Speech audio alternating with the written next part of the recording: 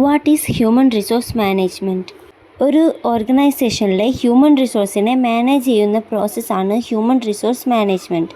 മാനേജ്മെൻറ്റിൻ്റെ 5 എമ്മുകളായിട്ടുള്ള method, മണി, machine, material, men ഇവയിൽ human resource management deal ചെയ്യുന്നത് മെന്നുമായിട്ടാണ്.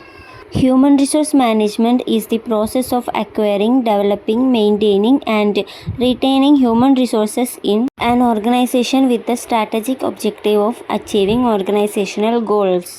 ഒരു ഓർഗനൈസേഷൻ്റെ സ്ട്രാറ്റജിക് ഒബ്ജക്റ്റീവ് നേടാൻ വേണ്ടി ഹ്യൂമൻ റിസോഴ്സിനെ നേടലും അവരെ വികസിപ്പിച്ചെടുക്കലും പരിപാലിക്കലും നിലനിർത്തുകയും ചെയ്യുന്ന പ്രോസസ്സാണ് human resource management. Significance of the term human resource management. ഇനി നമുക്ക് ഹ്യൂമൻ റിസോഴ്സ് മാനേജ്മെൻറ്റിൻ്റെ പ്രാധാന്യം എന്താണെന്ന് നോക്കാം.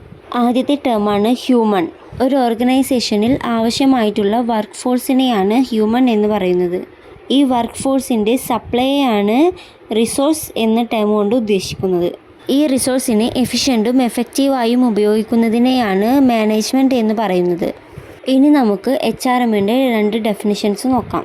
ഒന്നാമത്തെ ഡെഫിനിഷനിൽ പറയുന്നത് എന്താണെന്ന് വെച്ചാൽ, ഹ്യൂമൻ റിസോഴ്സ് മാനേജ്മെൻറ്റ് എന്ന് പറയുന്നത് ഹ്യൂമൻ റിസോഴ്സിനെ റിക്രൂട്ട് ചെയ്യുന്നതും സെലക്ട് ചെയ്യുന്നതും അവരെ ഡെവലപ്പ് ചെയ്തെടുക്കുന്നതും എഫക്റ്റീവായി യൂട്ടിലൈസ് ചെയ്യുന്നതും അവർക്ക് ആവശ്യമുള്ള കോമ്പൻസേഷനും മോട്ടിവേഷനും ഒക്കെ കൊടുക്കുന്നതുമാണ് ഹ്യൂമൻ റിസോഴ്സ് മാനേജ്മെൻറ്റ് എന്ന് പറയുന്നത്.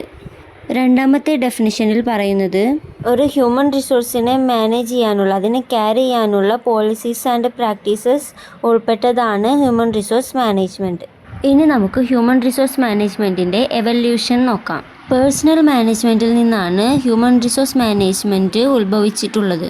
നമ്മൾ പേഴ്സണൽ മാനേജ്മെൻറ്റിൻ്റെ റൂട്ടിലൂടെ പോയി നോക്കുകയാണെങ്കിൽ Elton Mayo, FW Taylor and Robert Owen മുതലായ സൈക്കോളജിസ്റ്റുകളുടെയും മാനേജ്മെൻറ്റ് എക്സ്പെർട്സുകളുടെയും കോൺട്രിബ്യൂഷൻസ് വളരെ വലുതാണ്.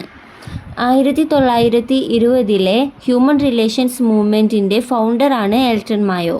അദ്ദേഹത്തിൻ്റെ ഫേമസ് ഹാവ്തോൺ സ്റ്റഡിയിൽ അദ്ദേഹം പ്രൊഡക്ടിവിറ്റിയും വർക്ക് എൻവയോൺമെൻറ്റും ഇടയ്ക്കുള്ള റിലേഷൻഷിപ്പിനെ മെഷർ ചെയ്തിട്ടുണ്ട്.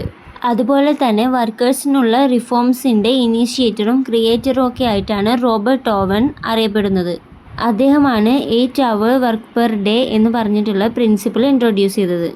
വർക്കിംഗ് പ്ലേസിലെ വർക്കിംഗ് കണ്ടീഷൻസ് ഇംപ്രൂവ് ചെയ്യുന്നതിൻ്റെ ഇമ്പോർട്ടൻസും അത് വർക്കിംഗ് പ്രൊഡക്ടിവിറ്റിയിൽ ഉണ്ടാക്കുന്ന ഇമ്പാക്റ്റിനെ പറ്റിയും അദ്ദേഹം തിരിച്ചറിഞ്ഞു. FW ടൈലറാണ് കോമ്പൻസേഷൻ സിസ്റ്റം ഡെവലപ്പ് ചെയ്തത്. ഏറ്റവും നന്നായി പെർഫോം ചെയ്യുന്ന എംപ്ലോയിക്ക് റിവാർഡ് ചെയ്യുന്ന സിസ്റ്റം ഇന്നും കമ്പനികളിൽ ഉപയോഗിക്കുന്നുണ്ട്. സയൻറ്റിഫിക് മാനേജ്മെൻറ്റിനെയും അദ്ദേഹം പ്രൊമോട്ട് ചെയ്യുന്നുണ്ട്. ഇങ്ങനെയൊക്കെ ആണെങ്കിലും 60കളിൽ പെറ്റ് മിൽക്ക് പ്രിൻസിപ്പിൾ എന്ന് പറയുന്ന പ്രിൻസിപ്പിൾ ഹ്യൂമൻ റിലേഷനിസ്റ്റ് റിജക്റ്റ് ചെയ്യുകയുണ്ടായി. ഈ പെറ്റ് മിൽക്ക് പ്രിൻസിപ്പിൾ എന്താണെന്ന് വെച്ച് കഴിഞ്ഞാൽ, ഹാപ്പി വർക്കേഴ്സാണ് പ്രൊഡക്റ്റീവായിട്ടുള്ളവർ. അതായത് ഹാപ്പി ആയിട്ടുള്ള പശുക്കളാണ് ഏറ്റവും കൂടുതൽ മിൽക്ക് തരിക എന്നൊക്കെ പറയുന്നത് പോലെ ഹാപ്പി ആയിട്ടുള്ള വർക്കേഴ്സ് ആയിരിക്കും എപ്പോഴും പ്രൊഡക്റ്റീവായിട്ടുണ്ടാവുന്നത്. ഇത് റിജക്റ്റ് ചെയ്യാനുള്ള റീസൺ എന്താണെന്ന് വെച്ചാൽ, വർക്കേഴ്സ് എല്ലാം യുണീക്ക് ആണെന്ന് തിരിച്ചറിഞ്ഞതാണ്. എംപ്ലോയീസിൻ്റെയും വിശ്വാസങ്ങളും അവരുടെ സ്വഭാവവും കൾച്ചറും എല്ലാം വ്യത്യസ്തമായിരിക്കും. അവർക്ക് അവരുടേതായിട്ടുള്ള ആഗ്രഹങ്ങളും വാല്യൂസും ഉണ്ട്. ഈ തിരിച്ചറിവാണ് പെറ്റ് മിൽക്ക് പ്രിൻസിപ്പിൾ റിജക്റ്റ് ചെയ്യാനുള്ള കാരണം. ഇനി ഹ്യൂമൻ റിസോഴ്സ് മാനേജ്മെൻറ്റിൻ്റെ മോഡേൺ കോൺസെപ്റ്റ് ഡെവലപ്പായ സ്റ്റേജുകൾ നോക്കാം. ഒന്നാമത്തെ സ്റ്റേജാണ് ദ കമ്മോഡിറ്റി കോൺസെപ്റ്റ്.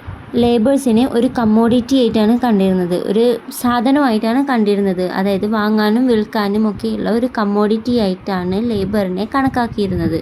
രണ്ടാമത്തെ സ്റ്റേജാണ് the factor of production concept. Land, materials, machinery തുടങ്ങിയ ഫാക്ടർ ഓഫ് പ്രൊഡക്ഷൻ്റെ ഒരു ഭാഗമായിട്ടാണ് എംപ്ലോയീനെ കണ്ടിരുന്നത്. പ്രൊഡക്ഷന് വേണ്ടി ഉപയോഗിക്കുന്ന ഒരു ഫാക്ടർ അത്രേ ഉണ്ടായിരുന്നുള്ളൂ. മൂന്നാമത്തെ സ്റ്റേജാണ് ദി പാറ്റേണലിസ്റ്റിക് കോൺസെപ്റ്റ്. എംപ്ലോയീസ് എല്ലാം ഒരുമിച്ച് കൂടി അവർക്ക് വേണ്ടി അവരുടെ ഇൻട്രസ്റ്റിനെ പ്രൊട്ടക്റ്റ് ചെയ്യാനും ഇംപ്രൂവ് ചെയ്യാനും വേണ്ടി ഒരു ട്രേഡ് യൂണിയൻസ് എല്ലാം സ്റ്റാർട്ട് ചെയ്തു. ട്രേഡ് യൂണിയൻസ് കാരണം എംപ്ലോയീസിനെ പ്രൊട്ടക്റ്റ് ചെയ്യേണ്ടി വന്നു. ഒരു fatherly and protective attitude അവർക്കുണ്ടായി.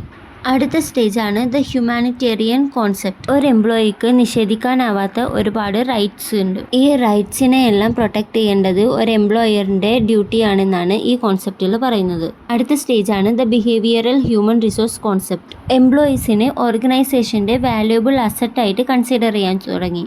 Motivation, group dynamics, organisational climate, organisational conflict തുടങ്ങിയവയെല്ലാം ഈ ഒരു കോൺസെപ്റ്റിൽ പോപ്പുലർ ആവാൻ തുടങ്ങി. അഞ്ചാമത്തെ സ്റ്റേജാണ് ദ എമർജിംഗ് കോൺസെപ്റ്റ്. ഇപ്പോൾ എംപ്ലോയേഴ്സിനെ പാർട്ട്നേഴ്സ് ആയിട്ടാണ് കാണുന്നത്. ഒരു ഇൻഡസ്ട്രിയിലെ പാർട്ട്നേഴ്സ് ആയിട്ടാണ് എംപ്ലോയേഴ്സിനെ കണക്കാക്കുന്നത്. അവർ കമ്പനിയുടെ സ്റ്റോക്ക് മെമ്പർഷിപ്പിൽ ഷെയർ ഒക്കെ എടുക്കുന്നുണ്ട്.